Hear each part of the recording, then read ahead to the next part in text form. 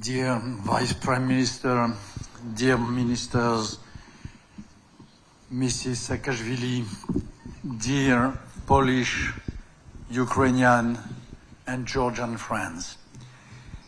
It's a great emotion for me to be here at your side, Madame Saakashvili, to receive this award for the great Mikhail Saakashvili.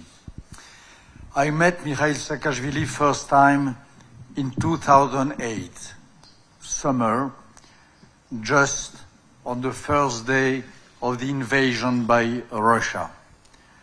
I remember a happy, energetic giant. I remember a great president being at the head of the most incredible government in Europe, with ministers of every possible nationalities, with a program of reforms which was the very embodiment of European and democratic values.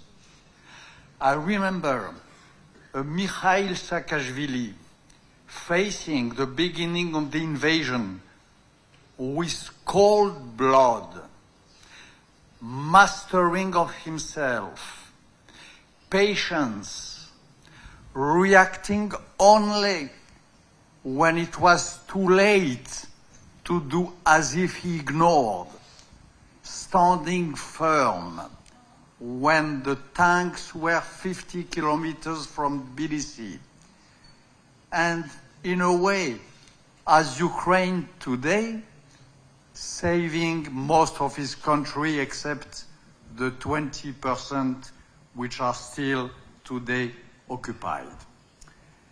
He was such a great president, such a great man, such a European hero.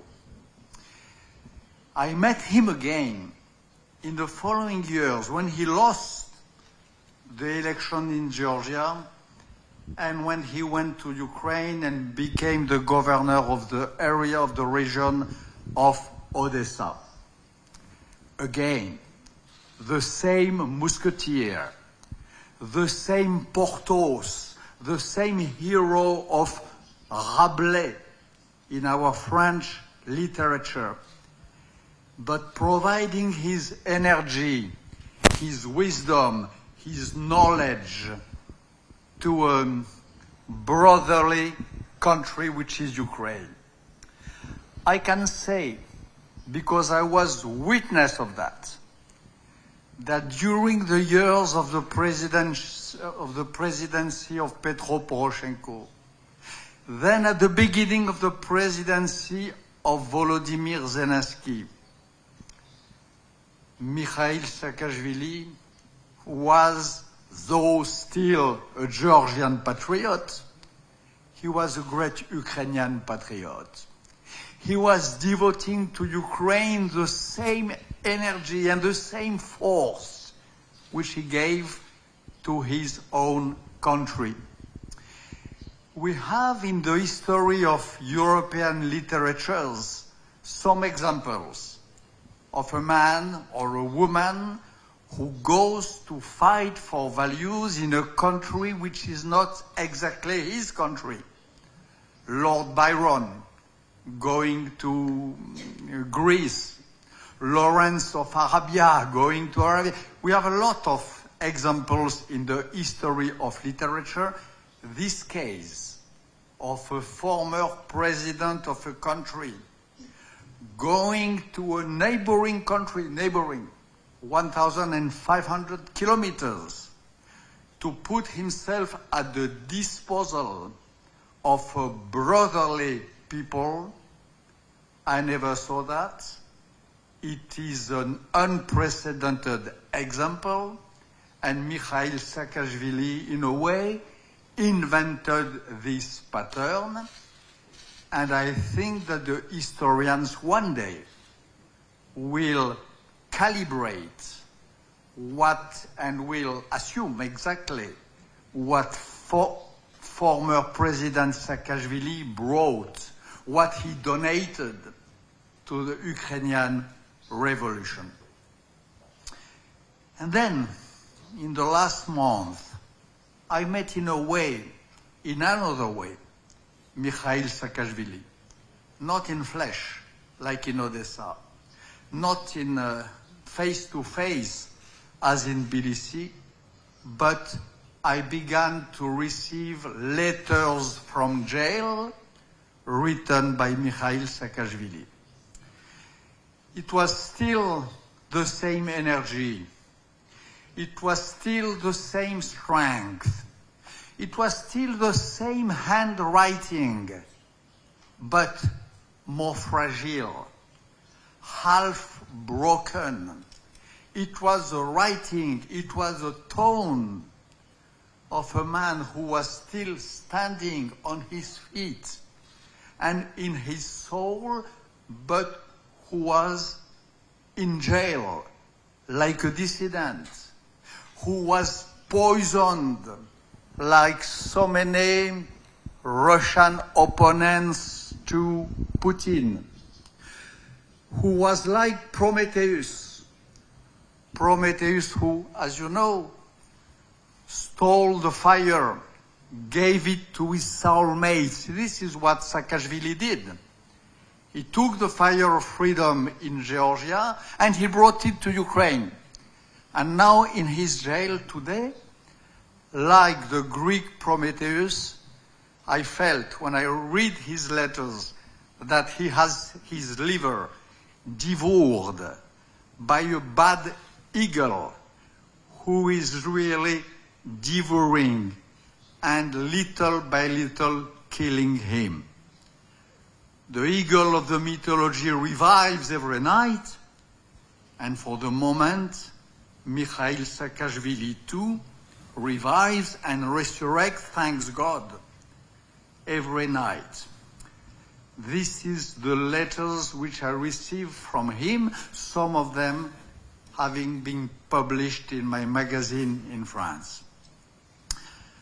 The last thing I want to tell you is that if I came here tonight, it's first of all because I am honored and humbled again to be at the side of Madame Saakashvili, but it is also to address through this place to the Georgian people the following message, the following warning.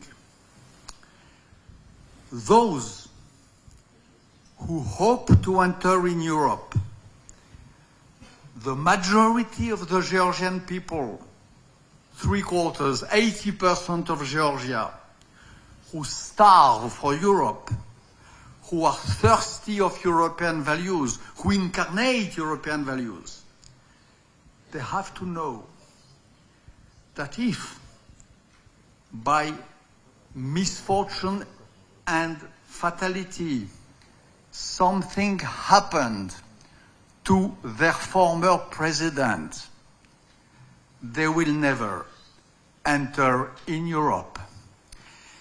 These have to know that because of the fault of bad shepherds, their governments of today, their chance to enter one day in EU will be ruined forever.